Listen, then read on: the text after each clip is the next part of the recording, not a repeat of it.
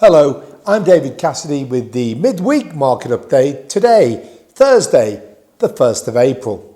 Although it's a shortened week thanks to the Easter holiday, it has already been filled with action and we can expect plenty more in the remaining couple of days. While the clearing of the Suez Canal is good news as it means manufacturers waiting for their goods will now start to get them, in today's just-in-time workflow and consumers' demand for speed, supply chains involving cargo ships, ports, lorries, factories, warehouses and retail outlets are all entwined and operate on very tight just-in-time schedules. As a result, even this short disruption has put significant stress on global logistics as cargo ships can't all of a sudden be relocated and therefore ports may start to get snarled up, meaning shipping containers may not be in the correct position at the correct time, and as such we are likely to see the impact in economic data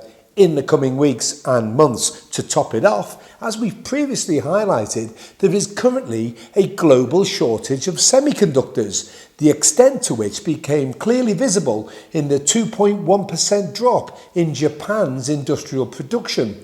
Additionally, yesterday's listing of Deliveroo was decidedly off the menu and unfortunately won't help a post-Brexit London.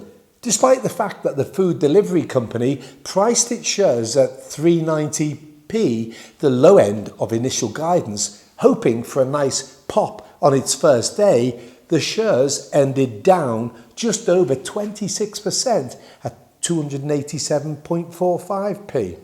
On a positive note, President Joe Biden announced that 90% of American adults will be eligible for a coronavirus vaccine within just 3 weeks. And if we've previously said vaccinations will allow the global economy to reopen and, more importantly, to stay open.